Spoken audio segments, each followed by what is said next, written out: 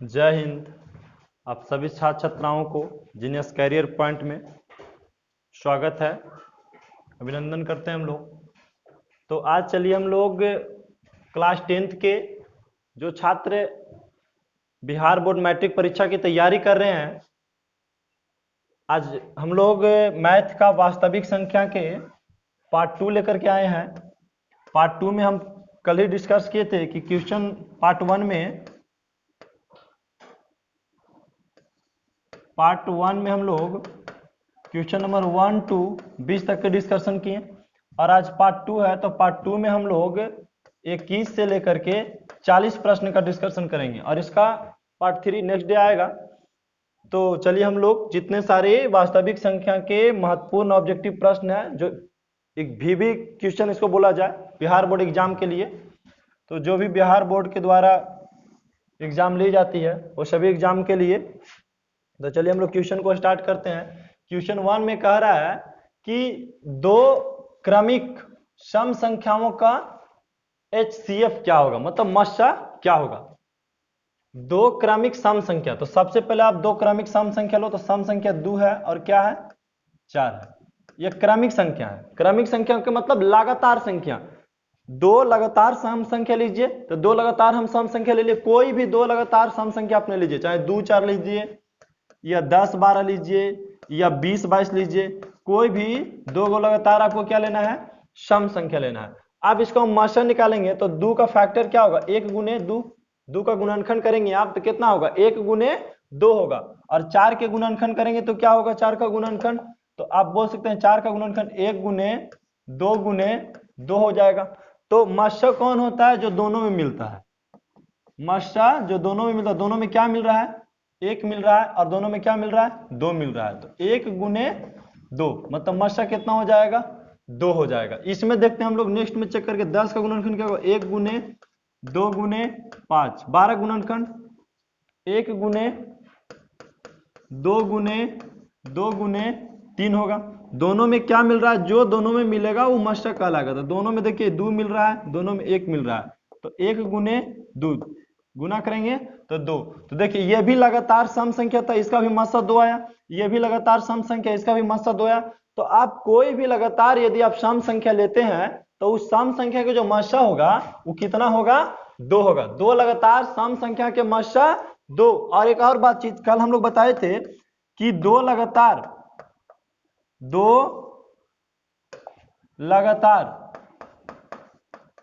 अभाज्य संख्या का मस्सा 1 होता है। दो लगातार अभाज्य संख्या का मस्सा 1 होता है, दो लगातार सम संख्या के मस्सा 2 होता है, और दो लगातार विषम संख्याओं के मस्सा, अगर लगातार हम विषम संख्या कह दे तो दो लगातार विषम संख्याओं के मस्सा भी 1 होता है। जैसे आप 3 ले लो और 5 ले लो, तो 3 और 5 के मस्सा कितना होगा, 1 होगा। और 3 और 5 अभाज्य संख्या भी है, तो इसका भी मस्सा क्या होगा। तो लगातार आप अभाज्य संख्या ले ले या कोई भी अभाज्य संख्याओं के मस्सा 1 ही होता है। ठीक है, अब आगे चलते हैं। √3 कौन सी संख्या है, तो देखिए √3 का वर्गमूल तो निकल नहीं रहा है, और जिस संख्या का वर्गमूल नहीं निकलता है वह संख्या क्या कहलाती है, अपरिमेय संख्या कहते हैं। इसे हम P/Q के रूप में, जिसका वर्गमूल ही नहीं निकलेगा उसे हम P/Q के रूप में नहीं लिख सकते हैं। तो अगर हम संख्या को P/Q के रूप में नहीं लिख सकते हैं तो उसे क्या कहेंगे कि ये अपरिमेय संख्याएं में गिनती आ जाएगा। क्वेश्चन नंबर हम लोग आगे देखते हैं। Question number 23। पाई क्या है, तो पाई जो है बाबू वह एक अपरिमेय संख्या है। पाई कैसी संख्या है, अपरिमेय संख्या। लेकिन पाई का जो मान होता है 22/7, पाई का मान कितना होता है, 22/7। तो 22/7 क्या है, ये परिमेय संख्या है, ये परिमेय संख्या। लेकिन पाई क्या है, अपरिमेय संख्या है। तो इसका सही आंसर कौन हो जाएगा, आपको बी इज राइट आंसर। देखिए हम लोग 24 में देखेंगे। 24 में क्या करा कि 2 + √3। तो देखिए 2 क्या है, परिमेय संख्या है। 2 कौन सी संख्या है, परिमेय संख्या है। अब प्लस √2 क्या है, इसका वर्गमूल नहीं निकला, ये क्या है, अपरिमेय संख्या है। तो बताइए परिमेय और अपरिमेय के जोड़िएगा तो क्या प्राप्त होता है, अपरिमेय ही प्राप्त होता है ना। तो ये देखिए परिमेय और अपरिमेय को जोड़ने से क्या प्राप्त होगा, हमें अपरिमेय संख्या ही प्राप्त होगा। तो इसका आंसर हमारा बी सही हो गया। चलिए क्वेश्चन आगे देखते हैं। 25 में क्या करा है, √12 क्या है, तो √12 के भी वर्गमूल नहीं निकलता है। देखिए हम √12 के यहाँ पे तोड़ते हैं तो रूट 12 के आप तोड़िएगा तो 12 के यहाँ पे गुणनखंड कीजिए तो 2 से लगाएंगे तो कितना आएगा 6 आएगा, 2 से लगाएंगे कितना आएगा 3 आएगा। तो हम लिख सकते हैं अंडर रूट 2 गुने 3। ये दोनों में क्या मिल रहा है 2 मिल रहा है, तो हम 2 को बाहर निकाल सकते हैं और यहाँ कितना बच गया 3। ये देखिए क्या 3 का वर्गमूल निकलेगा, नहीं निकलेगा। तो बताइए रूट 12 क्या है, अपरिमेय संख्या है। रूट 12 कौन सी संख्या है, जिसका वर्गमूल नहीं निकलता। जिस संख्या का वर्गमूल नहीं निकलता है उस संख्या को हम क्या कहते हैं, एक अपरिमेय संख्या कहते हैं। आपको इस चैप्टर में बहुत इंपॉर्टेंट एक शब्द याद रखना है, परिमेय और अपरिमेय आपको पहचानने के लिए आना चाहिए। इस चैप्टर में ज्यादा से ज्यादा प्रश्न आपको परिमेय पहचानना है, अपरिमेय पहचानना है, शांत पहचानना है, अशांत पहचानना है। ये 4 क्वेश्चन ना बहुत ही ज्यादा रिपीट होगा इस 8 क्वेश्चन के अंतर्गत। क्वेश्चन नंबर 26 में देखते हैं, कह रहा है कि निम्नलिखित परिमेय संख्या को दशमलव के रूप में लिखने पर कौन सा दशमलव शांत होगा। इसमें देखिए अब हम शांत और अशांत के बारे में हम लोग पढ़े थे। अच्छा, शांत अशांत के बारे में हम लोग क्या पढ़े थे, चलिए देख लेते हैं शांत और शांत के बारे में हम लोग क्या पढ़े थे। तो शांत संख्या किसे कहते हैं और अशांत किसे कहते हैं, जिसे हम p बटा 2 पे पावर m गुने 5 पे पावर n के रूप में लिख सकते हैं, शांत होता है। और जो इसके रूप में नहीं लिख सकते वो क्या होता है, अशांत होता है। अगर किसी भी भिन्न का हर जो है, किसी भी भिन्न का हर में यदि 2 और 5 बच रहा है, 2 या 5 कोई भी भिन्न ले लीजिए, देखिए ये सब भिन्न है, ये सब क्या है भिन्न है। और इस सब भिन्न में अगर हर 2 और 5 बचता है तो वह शांत होगा, और 2 और 5 के सिवाय कोई भी संख्याएं बचती है वह क्या होगा, शांत होगा। तो देखो बाबू 1/11 लेते हैं तो भाई 1/11, 11 में क्या 2 5 आएगा, नहीं आएगा तोड़ने से, तो ये क्या हो गया हमारा, अशांत हो गया। आगे चेक करते हैं 3/13, 13 भी क्या है, 13 भी अभाज्य संख्या है, तो ये क्या हो गया, इस भी नहीं कट सकता, तो ये भी क्या हो गया, अशांत हो गया। यहाँ पे देखिए 22/7, नीचे 7 है, 2 5 तो है नहीं, तो 2 5 नहीं रहेगा तो ये क्या हो जाएगा, अशांत हो जाएगा। देखिए 8 के तोड़िएगा तो देखिए 8 चौको 32 की 33/8, 8 के तोड़िएगा तो कितना हो जाएगा, नीचे खाली 3 गो 2 आ जाएगा। 8 के गुणन के तो नीचे 2 आया, अगर खाली 2 भी बचे तो शांत, ठीक है, अगर खाली 2 भी बचे तो क्या हो जाएगा, शांत हो जाएगा। अगर 5 भी बचे तो क्या हो जाएगा, शांत हो जाएगा। तो आपको ध्यान रखना है कि नीचे 2 और 5 बचे तो शांत हो जाएगा, तो हमारा ऑप्शन जो सही हो जाएगा वो हमारा सी ऑप्शन सही हो जाएगा। चलिए आगे क्वेश्चन देखते हैं, क्वेश्चन नंबर 27। देखिए हमें लगातार संघर्ष करते रहना है क्योंकि अभी बोर्ड एग्जाम आने में बहुत समय है, और हम कोशिश करेंगे कि आपका हर प्रकार के जितने भी आए प्रश्न है उसको हम वीडियो वाई बना करके प्लेलिस्ट में आप डाल देंगे। तो आप जो भी वीडियो को देखते हैं उसके प्लेलिस्ट में देखिए, उसका पूरा डिस्कशन आपको मिलेगा। तो चलिए हम लोग आगे चलते हैं 27 नंबर क्वेश्चन में। कह रहा है कि निम्न में से किस गणितज्ञ ने the book on games of choice पुस्तक लिखी थी। किस गणितज्ञ ने the book on games of choice नाम की पुस्तक लिखी थी, कौन इसमें है, तो जे कार्डन। कौन लिखा था, जे कार्डन। जे कार्डन एक गणितज्ञ था जिसने the book on games of choice नाम की एक पुस्तक लिखी थी। अब आगे 28 में निम्नलिखित में कौन अपरिमेय संख्या है, तो अपरिमेय संख्या जिसका वर्गमूल नहीं निकले, सीधा याद रखना, जिसका वर्गमूल नहीं निकले वह संख्या क्या कहलाती है, अपरिमेय संख्या कहते हैं। देखिए आप अगर 64 के निकालिएगा वर्गमूल तो 8 आएगा, 36 का वर्गमूल कितना आएगा, 6 आ जाएगा।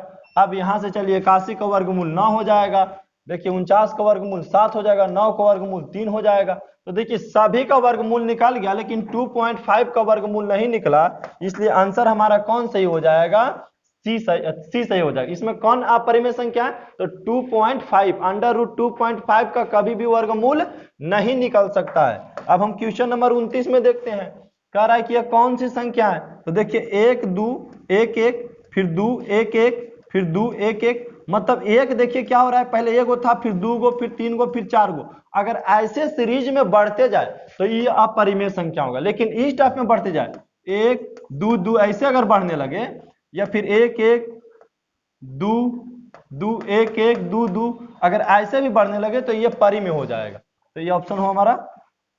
अब 30 नंबर में क्वेश्चन में देखना है, कि निम्नलिखित में कौन अभाज्य संख्या है। तो देखिए हम अभाज्य संख्या किसे कहते हैं, वैसी संख्या जो एक और अपने आप से कटे, वैसी संख्या जो एक और अपने आप से कटे वह संख्या को क्या कहते हैं, हम अभाज्य संख्या कहते हैं। तो इसमें देखिए 8 जो है, 8 कितना से कट रहा है बाबू, तो 8 देखिए दुइयों से कट रहा है, चारों से कट रहा है, 8 से भी कट रहा है और 1 से भी कट रहा है। तो देखिए एक और अपने आप से तो 8 कट नहीं रहा है, तो ऑप्शन होगा नहीं। अब 9 देखिए 3 से कट रहा है, 9 से कट रहा है, 1 से कट रहा है। यहाँ देखिए 15 3 और 5 से कट रहा है, तो आंसर हमारा कौन सही हो जाएगा, आंसर हमारा सी। कौन है अभाज्य संख्या, 11। 11 एक ऐसी संख्या है जो एक और अपने आप से कटती है। अब क्वेश्चन नंबर 31 देखनी है आपको। कितना नंबर, 31 नंबर। संख्या 25 और 50 का HCF और LCM का गुणनफल क्या होगा। संख्या 25 और 50 का HCF और LCM का गुणनफल क्या होगा। तो सबसे पहले आप 25 लीजिए और कितना के, 50 के। ये संख्या है और इसको निकालना आपको क्या चाहिए, HCF मतलब महत्तम और LCM, और दोनों के क्या कर देना है, गुना कर देना है। तो पहले हम फैक्टर तोड़ेंगे तो 5 गुने 5, अगर हम इसको तोड़ेंगे तो कितना होगा, 2 गुने 5 गुने 5। सबसे पहले हम मस्सा निकालते हैं, तो मस्सा निकालेंगे तो जो दोनों में मिलेगा, देखिए 5 मिल रहा है, यहाँ भी 5 मिल रहा है, तो कितना हो गया 5 गुने 5, 5 पचे 25, 25 और 50 के मस्सा कितना आ गया 25। अब निकालते हैं हम लस्सा, क्या निकालेंगे, लस्सा मतलब LCM। तो लस्सा निकालेंगे तो लस्सा जो दोनों मिला पहले उसको लिख देते हैं और जो नहीं मिला उसको भी लिख देते हैं हम। तो गुना करेंगे तो 5 पचे 25 और 25 दूनी 50, मतलब ये दोनों संख्याओं के जो हमारा लस्सा आएगा कितना है 50 और मस्सा कितना आएगा। अब बोला कि दो मस्सा और लस्सा का गुणनफल क्या होगा, तो आप निकालिए मस्सा गुने लस्सा, मस्सा गुने लस्सा। तो मस्सा कितना है 25, लस्सा कितना है 50, 25 और 50 गुना करेंगे तो कितना आ जाएगा 1250 आ जाएगा। ऑप्शन हमारा बी सही हो गया। 32 में देखिए कह रहा है कि निम्नलिखित में कौन अपरिमेय नहीं है। यहाँ पे ये फंसा रहा है क्वेश्चन कि निम्नलिखित में कौन अपरिमेय नहीं है। तो देखिए √7 जो है इसे अपरिमेय है क्योंकि इसका वर्गमूल नहीं निकल रहा है।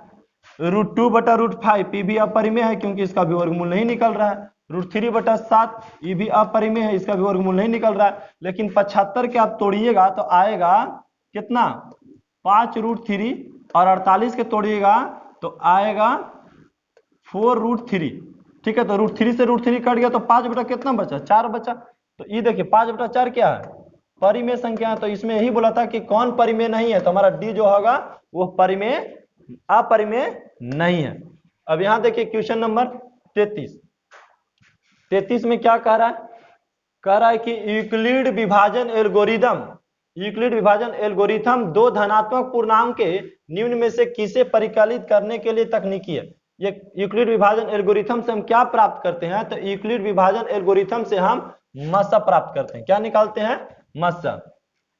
अब ये कह रहा है क्वेश्चन इसमें 34 नंबर में कि निम्न में से कौन परिमेय संख्या, निम्न में से कौन सी संख्या जो है वह परिमेय संख्या। तो परिमेय संख्या किसे कहते हैं, जिसे हम P/Q के रूप में लिख सकते हैं उसे हम परिमेय संख्या कहते हैं। तो √3 के तो वर्गमूल निकल नहीं रहा है, तो बताइए √3 का है अपरिमेय संख्या है। कौन संख्या है, अपरिमेय संख्या। √2 से √2 कट गया तो 2 बचा, तो क्या हो गया परिमेय संख्या। तो इसमें हमसे ऑप्शन में क्या पूछा कि परिमेय संख्या कौन है, तो कौन है बी वाला जो हमारा है वह परिमेय संख्या है। 35 में पूछ रहा है किसी धनात्मक पूर्णांक a तथा b, किसी धनात्मक पूर्णांक a तथा b के लिए a, b का मस्सा और a, b का लस्सा क्या होगा। तो भाई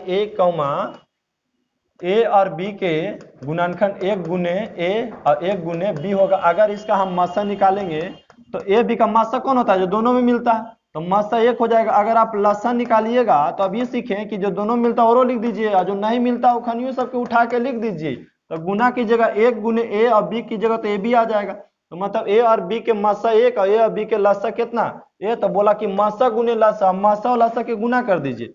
तो आप यहाँ मस्सा और गुने लस्सा, मस्सा कितना है बाबू 1 है और लस्सा कितना a b है। अब गुना करेंगे तो क्या आ जाएगा ए बी आ जाएगा। तो आंसर हमारा कौन सही हो जाएगा, ए गुने बी, मतलब सी वाला सही हो जाएगा।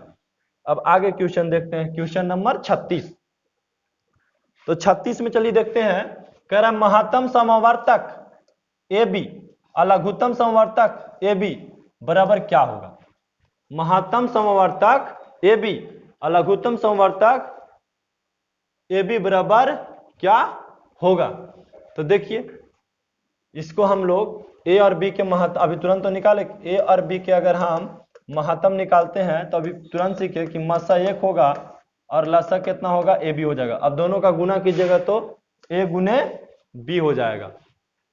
अब क्वेश्चन नंबर 37 में चलिए, दो परिमेय संख्याओं के बीच अधिकतम कितनी परिमेय संख्याएं लिखी जा सकती है? दो गो परिमेय संख्या के बीच कितनी परिमेय संख्या लिखी जा सकती है? तो अनंत लिखी जा सकती है।